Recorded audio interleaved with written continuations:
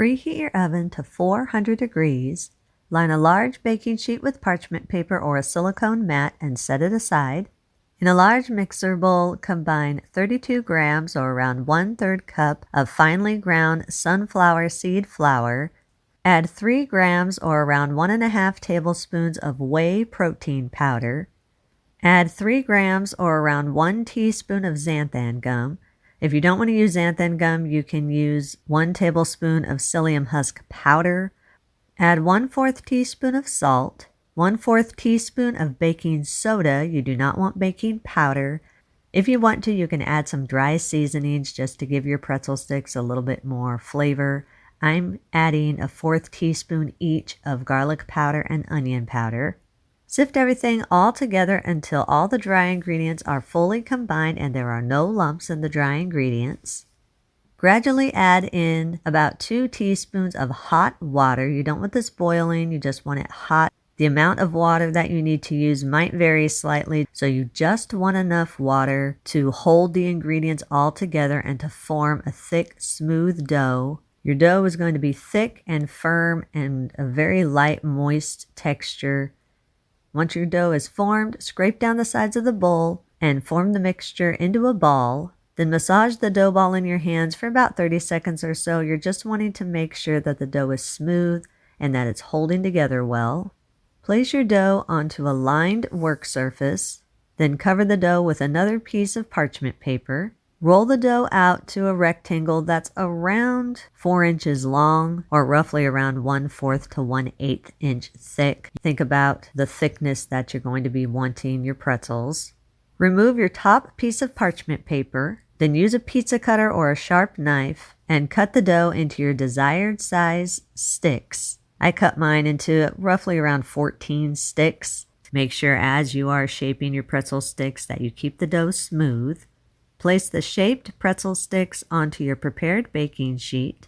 Lightly spray the pretzel sticks with a little bit of olive oil.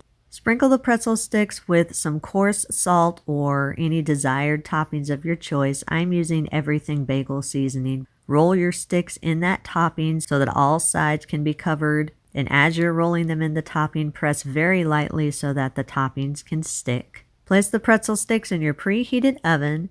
Bake at 400 degrees for about 6 minutes or until the pretzels are golden and firm. Once the pretzels are firm, remove them from the oven, then allow them to cool on the pan for about 10 minutes or until they are crispy.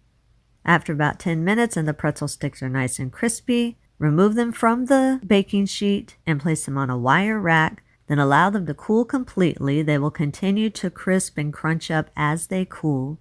I usually let them sit on the cooling rack for at least 15 to 20 minutes so you have a nice crunchy pretzel.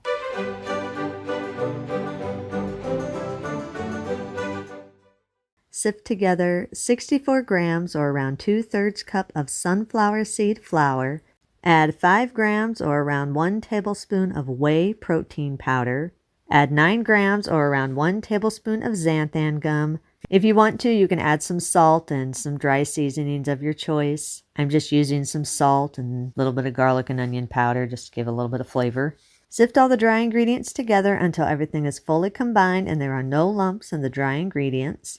Add 45 milliliters or around 3 tablespoons of hot water. Stir everything together until all the dry ingredients are moist and a dough begins to form. Use your hands and press everything together and make sure that your dough is completely smooth and holding together. The dough is going to be sticky and it's going to be moist, but it shouldn't be so sticky that it's not releasing from your fingers. Line a clean work surface with some parchment paper or a silicone mat. Then place your dough onto your lined work surface. Cover the dough with another piece of parchment paper. Then roll the dough out to a very thin rectangle or a circle that's around 1/16 of an inch thick. Once your dough is rolled out, to make it a little bit easier to handle, take the top piece of parchment paper off, then place another new piece of parchment paper over the dough, then lift the bottom piece of parchment paper and flip the dough over onto your new piece of parchment paper, then very carefully remove the top piece of paper. Go slowly when you do this because this is rolled out really thin and you don't want to tear your dough. Use a pizza cutter or a sharp knife and cut your dough into triangles or whatever shapes you want to cut it in. Then place them onto your prepared baking sheet. Then let them sit on the baking sheet for just a couple minutes. Lightly brush each one of the chips with a little bit of olive oil. Place the chips in your preheated oven. Bake at 400 degrees for about 6 minutes or until the chips are golden and dry. Once the chips are done baking, remove them from the oven and allow them to cool on the pan for at least 5 minutes. After 5 minutes, use a spatula and transfer the chips to a wire rack and allow them to cool completely before serving them. They'll continue to crisp up even more as they cool. In a large mixing bowl, combine 60 grams or a half cup of coconut flour, 9 grams or 1 tablespoon of xanthan gum, a half teaspoon of salt, and 2 teaspoons of the dry seasonings of your choice. I'm using a half teaspoon of garlic powder, a half teaspoon of paprika, a half teaspoon of onion powder, and a half teaspoon of celery salt. Sift these all together until they're fully combined and there are no lumps in the dry ingredients. Add anywhere from 20 to 40 drops of mashed potato flavoring. This is anywhere between a half to 1 teaspoon. Add 4 ounces or a half cup of warm water. Stir everything all together until fully combined and a dough begins to form. Scrape down the sides of the bowl and push your dough to the center of the bowl. Then push all the dough together and form it into a smooth ball. Massage the dough ball in your hands for about 30 seconds or so. If the dough seems like it's not coming together and that when you're massaging it, big chunks are falling off and it feels dry, then just add small amounts of water until the dough comes together and is smooth. Sometimes the amount of water varies depending on the density of your coconut flour. Then allow the dough to sit uncovered at room temperature for about 15 minutes so it can absorb any extra liquid and all the ingredients can bind together really well. After it's sat for 15 minutes, line a clean work surface with parchment paper. Then break pieces of the dough off about a half tablespoon at a time and roll each piece into your desired size. I usually roll mine to around a 1/4 inch thick and just 2 or 3 inches long.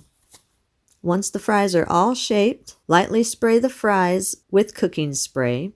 Place the fries in a single layer in your preheated air fryer drawer. Then air fry at 400 degrees for 3 to 4 minutes or until the fries are golden. In a small bowl or a spice shaker like I'm using, combine 1 tablespoon of paprika, 1 teaspoon of salt, a half teaspoon of chili powder, a half teaspoon of garlic powder, and a half teaspoon of onion powder. Use a fork and stir everything together until all the seasonings are fully combined. Once your fries are done cooking, remove them from your air fryer, place them on a lined work surface, then sprinkle the desired amount of the dry nacho seasoning over the fries. Make sure you turn the fries as you're sprinkling so all sides of the fries can get coated with the seasoning. Once they're all done being coated, eat and enjoy.